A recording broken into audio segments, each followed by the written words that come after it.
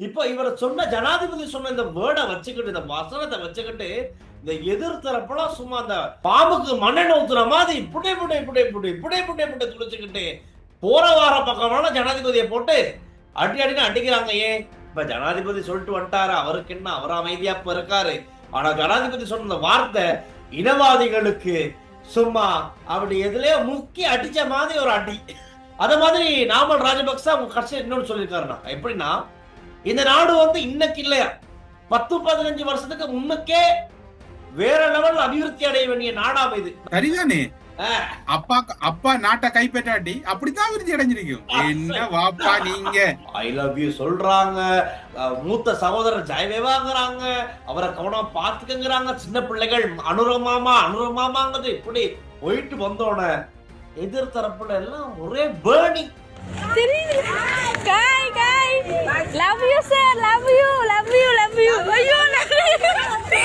மாபெரும் சிங்க பியாஜியோ கண்காட்சி இம்மாதம் 23, 24, 25 தேதிகளில் யாழ் முற்றவெளி மைதானத்தில். சிங்க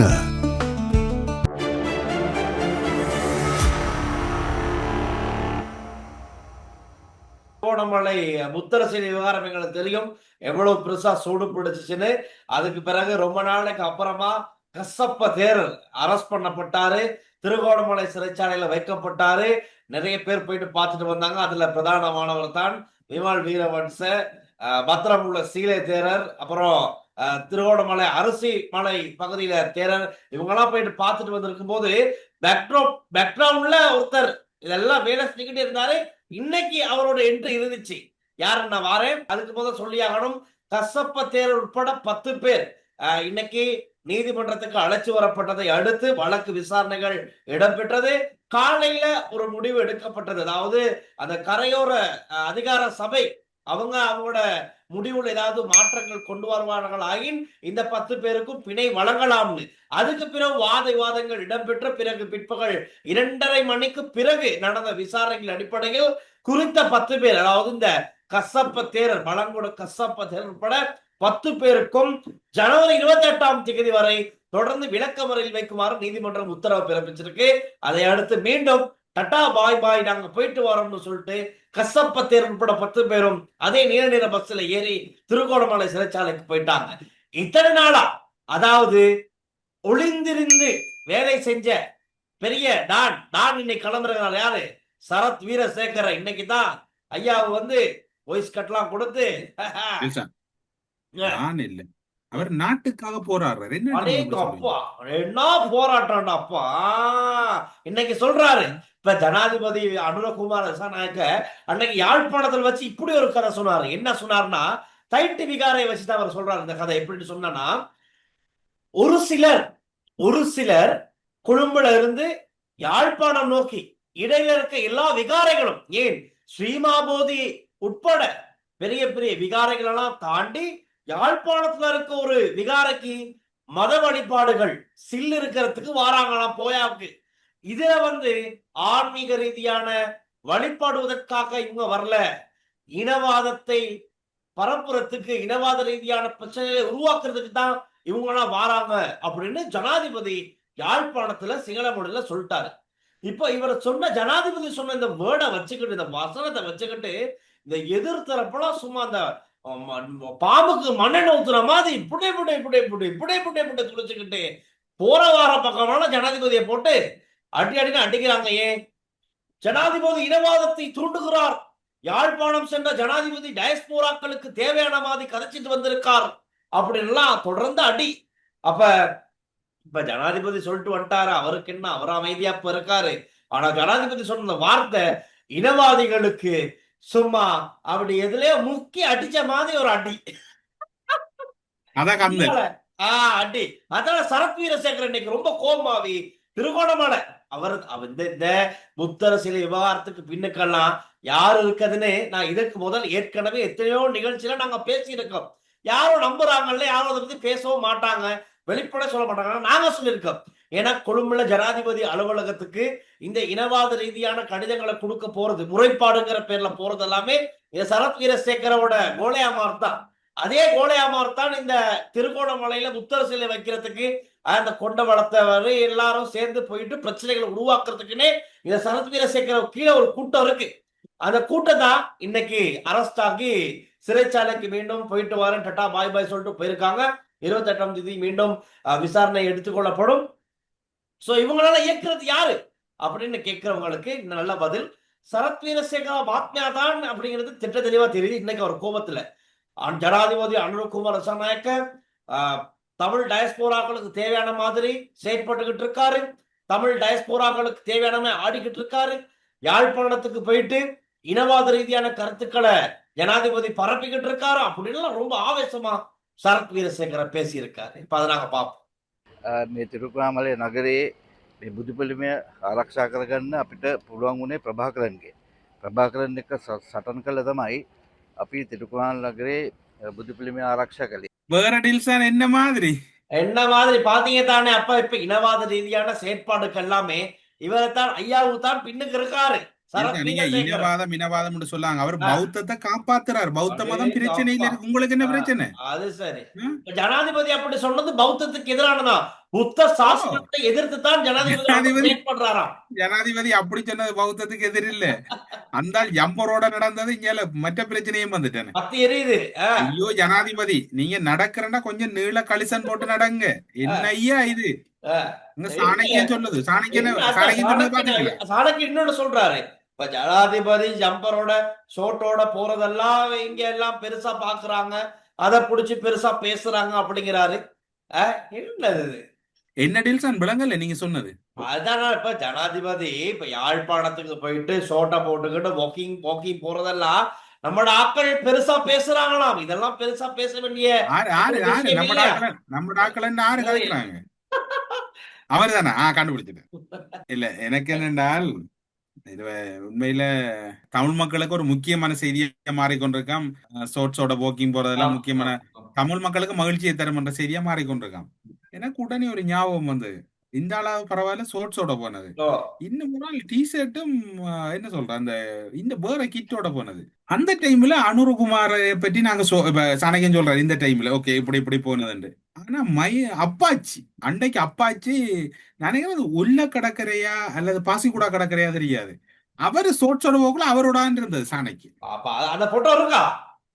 அந்த போட்டோ இருக்குது நம்மகிட்ட இல்லையா மல்லி? பாருங்க. அப்ப அனுர ஷோட்ஸ் போட்டது பிரச்சனைடா. அந்த ஷோட்ஸ் போட்ட மைந்தியோட இருந்தீங்களே சாணைக்கு, அது உங்களுக்கு பிரச்சனை இல்லையா? அது சரி. அதுதான் அவர் கவலைப்படுறாரு. எல்லாரும் அனுரகுமார போனதானே பேசுறீங்க, யாரும் நான் போனதை பத்தி பேசுறீங்கல்ல தானே. பேசுங்க. அப்ப அதுவும் இன்னொரு பிரச்சனை சொன்னா இதுல கவனமா இருக்கணும். இப்ப அனுர்குமாரியை நாங்க நல்ல மட்டும் சொல்லல, அதை விடுங்க, அது அவர அரசியல. ஆனா மஹிந்த ராஜபக்ச அந்த 2009ஆம் ஆண்டு யுத்தத்தை செய்து ரத்தத்தை குடிச்சு தமிழ் மக்கள் எல்லாம் அங்கேயும் இங்கேயும் இருக்கக்குள்ள சாணக்கியன் அப்படியே வாரார், அப்படியே போறார், அப்படியே மஹிந்த ராஜபக்சோட சேர்றார். SLP இன்னொரு ஆள் இருக்கிற அருண் தம்பி முத்தண்டு, இன்னொரு விஞ்ஞானி இருக்கிறார் மட்டக்களப்புல, அவர் மாவட்ட அமைப்பாளர், இவர் தொகுதி அமைப்பாளர். அந்த காலப்பகுதியில இவர் வந்து அந்த ஓய்வுக்கு வாரது பாசிக்குடா ரிசோர்ட், நல்ல ரிசோர்ட் தானே. மஹிந்த ராஜபக்ச மாத்தையா வந்தா அவருக்கு கால் பிடிக்க ஒரு ஆள், கை பிடிக்க ஒரு ஆள். அந்த டைம்ல ஒரு காலையில ஒரு வாக்கிங். அவர் நீங்க பாருங்க அந்த போட்டோவை, நீங்களும் பாத்துருக்க மாட்டேங்க. பொறுங்க இப்ப பாரு எப்படி நெல்சன் படத்தை பாத்தீங்களா? பீச்ல ஒரு வாக்கிங். அனுர கால்ல சூ இங்க கலிசன் போட்டு நடக்குது. அந்த ஆள் வந்து அலையோட அலையா நடக்குது. அப்புறம் அங்க முழுச்சனமும் அங்க என்ன சொல்ற இடைத்தங்கள் முகாம் பவுனியாவுல, அதுகளுக்கு உறங்குறதுக்கு இடம் இல்ல, வருத்தம் வாதண்டா. இந்த ஆள் பாசிக்குடா அந்நேரம் நம்மட சாணக்கியன் மல்லி அவரோட. இது நான் பிள்ளைய சொல்லல டில்சா, ஏண்டா இப்ப சாணக்கியன் அனுரோட்ட கேள்விக்குள்ள இந்த அனுரோட்ட கொஞ்சம் பேர் இருக்குதானே இந்த கோஷ்டி, அதுகளுக்கு என்னண்டே தெரியாது. அதுகள் இந்த இலக்கம் மட்டும்தான் தெரியும். 159 3 2 இதைத்தான் கதைக்கிறது. இதே ஒரு வரலாறு நடந்தது எங்கட அங்க இருக்கிற கணவருக்கு இதுகள் தெரியாது. அதுகள் என்ன கடவுளே. இதே உங்களுக்கு தெரியுமா டில்சா இதுக்கு முதல்? இது இல்ல இந்த விஷயம், இந்த படம் இன்னைக்குதான் பாக்குறேன். எப்படி உங்க மூலமா பாக்குறேன். ஆஹா, அதுக்குள்ள நம்மளையும் கோர்த்து விடுறீங்களா? என்னடா இதுல சொல்ல வேணும் என்னடா சில வேளை என்ன சொல்ற இப்ப கட்சி கடன் நடவடிக்கைகள் எடுத்துக்கொண்டிருக்கு தானே. ம். இப்ப ஜனாதிபதி கலிசனோட நடந்தது அப்படி இப்படின்னு கட்சி கடுமை அறிக்கை விடுது. ஆ, அன்றைக்கு கலிசனோட நடந்தவரோட இருந்த சாணைக்கின் தொடர்புல ஒரு கேள்வி எழுப்பலாம் தானே ஆ, கட்சி. ஆ, ஆ. அன்றைக்கு நீங்க ஏன் இருந்தீங்க என்று ஐயா பதில். ஒரு கால் இதை ஒரு கால் நீங்க ஒரு கட்சி நடவடிக்கைக்கு உட்படுத்தலாமா எனக்கு தெரியாது. உங்களோட யாப் என்ன சொல்லுவதோ தெரியாது. ஒருக்கா பாருங்க என்னடா இப்ப பிள்ளைண்டா பிள்ளைதானே சார். அது நம்ம சரி. பிள்ளைகளை சுட்டி உண்மைதான், காட்டணும். அதுல உண்மைதான், உண்மைதான். எனக்கு அதுல உண்மையில் இதுல சுமந்திரன்ல ஒரு நல்ல பிடிப்பேன்னு சொன்னால் அவர் பிள்ளை என்று சொன்னால் தன்னோட இருக்கிறவங்க பிள்ளை விட்டா பிள்ளை எண்ண மாட்டேன். ம், ம். உண்மையில் அதுல உண்மையில் அவர்கிட்ட ஒரு கண்ணியம் இருக்கு. ஆனா ஆறு பிள்ளை விட்டாலும் பிள்ளை எண்டுவார். அது சரி, அது சரி. யாரு பிள்ளை விட்டாலும் பிள்ளை. எத்து தானே உண்மைதான், உண்மைதான். டில்சான் நமக்கு அந்த சிங்களங்கள் கொஞ்சம் அப்படி இப்படி தானே டில்சான். இதுல இன்னும் ஒரு விடயம் பாருங்க டில்சான். அது சொல்லுங்க, சிங்களத்துல சொல்லுங்க. நீங்க சொல்லுவீங்கன்னு ஆ, நினைக்கிறேன். கல்வி சிஸ்டம் மாற வேண்டும். இல்லை என்றால் எதிர்காலத்தில் சஜித் பிரேமதாசா கம்பன் பிள்ளை மாதிரி நிறைய பேரை பார்க்க முடியும். அமைச்சர் நலிந்த ஜாதி ஐயோ சொன்ன ஐயோ விஷயம். ஐயோ கடவுளே. இல்ல, ஏற்கனவே அமைச்சர் ஊர் சஜித் பிரேமதாச நலிஞ்சேதிச உங்கள்ட்ட நலிஞ்சேதிச நீங்க சொல்லக்குள்ள ஒழுங்கா சொல்லணும். ஆ, சஜித் பிரேமதாசா வெளிநாட்டுல படிச்சவர் ம், சரியா. ம், அவரு வெளிநாட்டு படிப்பெல்லாம் படிச்சவர். ம். இப்ப எங்கிட்ட கன பேர் வெளிநாட்டு படிப்பு படிச்சாக்கள் இருக்கிறாங்க. நீங்க இந்த உண்மையா இந்த சும்மா சிஸ்டம் 6ஆம் ஆண்டை கொண்டு வச்சு எங்கடாக்கல மட்டும் தட்டாங்க. என்ன டீல்ஸ் அதுல சொல்றாரு மேலதிகமா? அதுல என்ன சொல்றாருன்னா, இப்ப எதிர்த்தரப்புல இருக்க எல்லாருமே இந்த கல்வி மறுசீரமைப்பு, சீர்திருத்தம், புதிய கல்வி மறுசீர்திருத்தம் வந்து நடக்கணும்னு ஆண்டு பக்ஷ சொன்னாலும் கூட எதிர்த்தரப்புல இருக்கவங்க எல்லாம் இந்த கல்வி மாற்றம் தேவையில்ல, வேண்டாம், இதை நாங்க எதிர்ப்போம், ஒழிப்போம், இதனால சமூக சீர்கேடுகள் வருது, எங்களோட கலாச்சாரம் அழிக்கப்படுது, எங்களுடைய புத்த தர்மம் போதிக்கப்படாம போகுது, எல்ஜிபிடிக்கு ப்ரொமோட் ஆகுது, ஆம்பளையும் ஒன்னா சேர போறான், பொம்பளையும் ஒன்னா சேர போறாங்க, நாடு நாசமா போகுது, ரெண்டா முழக்க போகுதுன்னு இதை எதிர்த்தாப்புல இருக்கவங்க இந்த நாள் கதை. அதுல ஹைலைட் என்னன்னா, இந்த நாமல் ராஜபக்ச தரப்புல இருக்க பல பேத்துக்கு இந்த மொடியூல் சிஸ்டம் புரியல. இப்ப இவங்களோட எதிர்த்தரப்பு வாதம் இதுவா தான் இருக்கு. அப்ப அதுக்குத்தான் இப்ப இவரு சொல்றாரு யாரு மெயினா இந்த உதயகமன் பிள்ளலாம் சொல்லாத வார்த்தை இல்லப்பா. விமல் வீரவன்சா போயிட்டு படுக்கையா சத்தியாகிரகம் வேற. அதுல அரணி கோவம்னு கடைசியில அரணி கோவம் ஓமுக்கு போல எங்கே போல இந்த மனுஷன் ஓமுக்கு இல்ல கரணி இப்ப டாவோஸ் மாநாட்டுக்கு பொருளாதார மாநாட்டுக்கு சுவிஸுக்கு சுவிஸுக்கு போயிட்டு அவன் அவன் சுவிஸுக்கு போயிட்டாரு. இந்த மனுஷன் சரி வரல, போகலாம் வாங்கலாம் நாங்களாம் போயிருவோம்னு இந்த மனுஷன் பொட்டி படக்கலாம் தூக்கிட்டு ஓமுக்கு போயிட்டது. இதெல்லாம் சத்தியாகிரகமா? அப்ப நளின் ஜெயதிஸ் சொல்றாரு, இந்த கல்வி சிஸ்டம், இந்த கல்வி முறைமையில மாற்றம் வராட்டி எதிர்காலத்துல இன்னும் சஜித் பிரேமதாச, உதயகமன் பிள்ளை, விமல் வீரவன்ச போன்றவர்களை இன்னும் பார்க்க வரும். ஐயோ வேணாம் சாமி வேணாம், இருக்க விடுகளை ஒண்ணு வச்சுக்கிட்டே படாத பாடு நாடு பட்டுக்கிட்டு இருக்கு. இன்னும் நாடு தாங்கல சாமி, நாடு தாங்கல. அதனால நீங்க கல்வி மறுசீரமைப்பை கொண்டு வந்து சிஸ்டத்தை புதுப்பிச்சு இனி வர இருக்கவங்க எல்லாத்தையும் நல்ல விதமா வர வைங்க அப்படின்னு நாங்களும் கேட்டுக்கிறோம். அதே மாதிரி இப்ப நாங்க மட்டும் இல்ல, பத்திரமுள்ள கல்வி அமைச்சுக்கு முன்பாக போராட்டம் நடக்குது. என்னன்னு சொன்னா இப்ப எதிர்த்து தானே போராட்டாங்க, இப்ப ஆதரவா போராடுறாங்க தாய்மார், ஆசிரியர்கள், தகப்பன்மார்லாம்.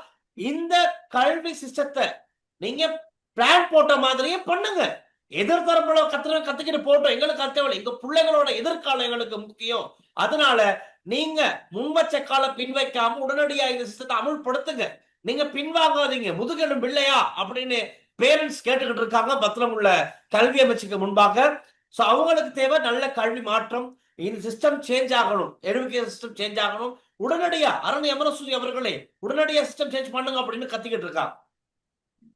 இதுல நான் திரும்ப சொல்றதான், அரசாங்கம் இந்த அளவுக்கு பயப்பட்டு இருக்கவும் தேவையில்லை, இந்த அளவுக்கு ஒரு வருஷம் பின்னுக்கு போயிருக்கேன் தேவையில்லை. இதை செய்ய முதல்ல இது தொடர்பான வடிவான ஒரு பிளான் ஒன்று இருந்திருந்தா பினிஷ் முடிஞ்சு இல்லையா. அரசாங்கம் இந்த விடயத்துல ஏன் ஒழிப்பான்? நல்லது செய்யறீங்க. இதுக்கு முதல் பேசணுமாயிட்டார். இப்ப ரூபாயணி கூட்டுத்தாபனம் இருக்கு, இலங்கை ஒளிபரப்பு கூட்டுத்தாபனத்தின் ஊடாக இணைஞ்சு ஒட்டுமொத்த நாட்டுக்கும் இதை பத்தி தெளிவுபடுத்திட்டு என்னென்ன முடிவுகள் இருக்கு, அந்த முடிவுகள் என்னென்ன உள்ளடக்கப்பட்டிருக்கும், அந்த பல்கலைக்கழகங்களுக்கு ஊடாக, அந்த பல்கலைக்கழகத்தில் இருக்கிற அறிவு சார்ந்த நிபுணர்கள் ஊடாக அந்த பல்கலைக்கழக மட்டத்துல கல்வி சமூகம், சிவில் சமூகம், மக்கள் என்று கொண்டு போங்களே. நீங்க இதை ஒன்றுமே செய்யாம திடு கொண்டாந்துட்டு இவங்க ஒண்ணு செஞ்சாங்க, அது ஏற்றுக்கொள்ள முடியாது. என்னன்னா மகா சங்கத்தினரை சந்திச்சு புக்கில் இருக்கிறத வெளிப்படுத்திக்கிட்டு இருக்காங்க. தேரர் அவர்களே இதுதான் அது தேவையில்ல. அவங்க எப்படி, அவங்களுக்கு என்ன தெரிய போகுது இல்ல. நீங்க நாட்டு மக்களுக்கு எல்லாத்துக்கும் தெளிவுபடுத்துங்க. இல்ல எல்லா இல்ல ஊடகங்கள் இவங்க இருக்கு. எவ்வளவு எதிர் செஞ்சிருக்கலாம்.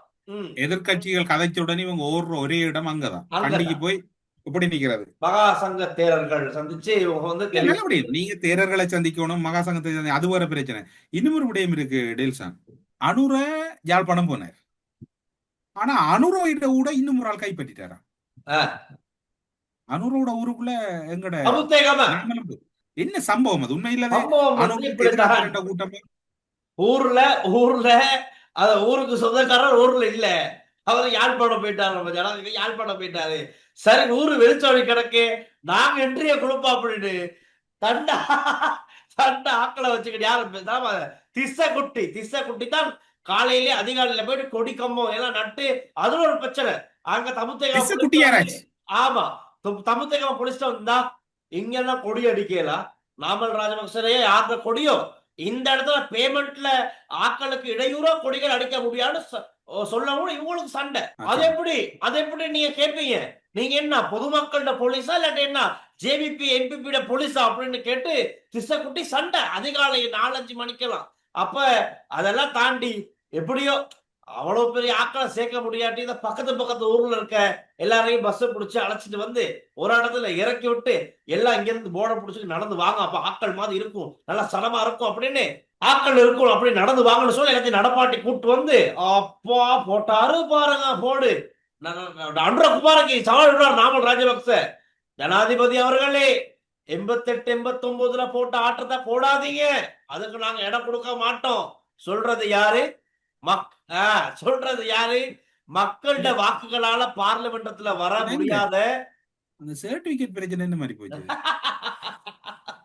அதுதான் பல பிரச்சனை இவருக்கு பின்னுக்கு இருக்கு. இவர் ஜனாதிபதிக்கு சவால் விடுறாரு என்னன்னா 88-89 ஆட்டத்தை எங்களுக்கு இப்ப போடாதீங்க, அதுக்கு நாங்க இடம் கொடுக்க மாட்டோம்.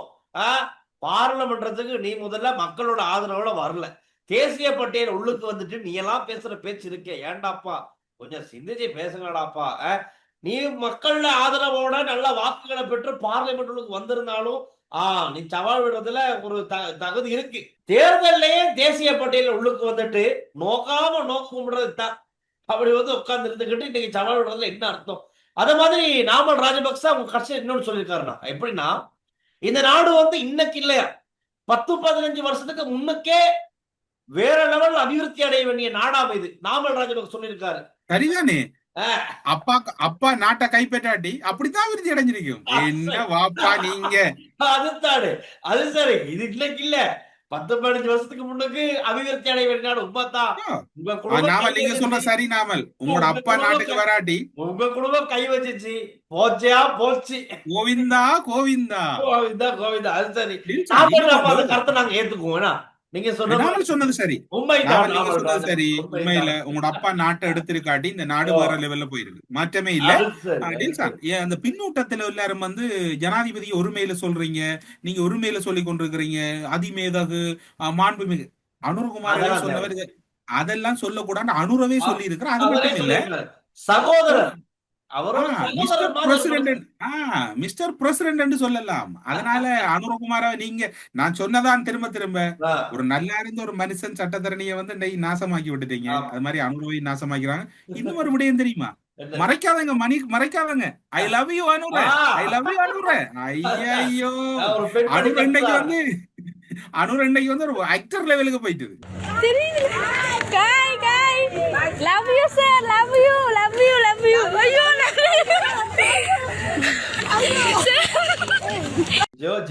இருப்பாரு அவரு இருக்காரு. அங்க நோனாட்ட போனாதான் இருக்குது அனுராவுக்கு. ஆறது சொன்னது ஆனா இப்படித்தான். இப்ப ஜனாதிபதி அனுர எப்படி ஜப்னா போயிட்டு வந்து இப்ப இந்த சோசியல் மீடியாவோட எல்லா வீடியோஸ் போகுதானே ஐ லவ் யூ சொல்றாங்க, மூத்த சகோதரர் ஜெயவேவாங்கிறாங்க, அவரை கவனமா பாத்துக்கங்கிறாங்க, சின்ன பிள்ளைகள் அனுரமாமாங்கிறது இப்படி போயிட்டு வந்தோட எதிர்த்தரப்புல எல்லாம் ஒரே பேர்னிங். நிப்பாட்டுங்க. நாங்களும் கடைக்குள்ள போன வாழைப்பழ கடைக்குள்ள தெரியுமா? நீங்க ஆயிலும் ஓவர். மஞ்சள் ஷர்ட்டோட அப்படி போனோம்.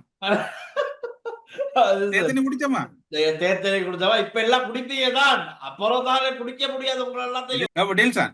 நீங்க மட்டுமா போவீங்க? நீங்க யாழ்ப்பாணத்துல நாங்களும் போவோம். சோ இப்ப எல்லாம் அப்படி ஒருத்தர் போயிட்டா இன்னொருத்தர் போறாரு, அப்படித்தான் இருக்கு. Right. அதை விட இன்னும் ஒரு பகுதி தெரியுமா டெல்சான்? என்னது? கொழும்பு மாநகர சபையில முஸ்லிம் காங்கிரஸ்ல இருந்து கட்சி மாறின அந்த பெண் ஓ, மாநகர சபை உறுப்பினருக்கு தானே எங்கட காக்கா அடிச்சு விட்டாரு இன்னைக்கு ஒரு அடி ஒன்று பாத்தீங்களா? என்ன? இல்ல இல்ல இல்ல இல்ல அது என்னது? வாப்பா அது நம்மட ஆள் இல்ல வாப்பா, எஸ்ஏபி சீட்டு கொடுக்கலன்னு வந்து நிக்குன்னு கொடுத்து விட்டா அது காலவாரிட்டு. அவருடைய வாயாலே இதுக்கு முதல்ல சொன்னாரு, அந்த பெண்மணியை குறித்து சொல்றாரு, இப்பதான் இந்த பெண்மணி சரியான ட்ராக்ல வந்திருக்கா அப்படின்னு. இரும்பு பெண்மணி இப்பதான் எங்களுடைய கட்சியில இணைந்து இனித்தான் சரியான ட்ராக்ல பயணிக்க போறாள், இதுவரைக்கும் சரியான ட்ராக்ல இருக்கல, இப்பதான் உங்களுக்கு சரியான ட்ராக் கிடைச்சிருக்குன்னு சொன்னவர் தான் ரவுஃப் ஹக்கீம் அவர்கள். அதே வாயில இன்னைக்கு எதிர்மறையா சொல்றாரு. சரி, அப்படித்தான் இன்னைக்கு கட்சி தலைவர் தானே, அவர் நினைச்சதுதான் எல்லாமே. அப்ப அவர் சொல்லிட்டு போறாரு.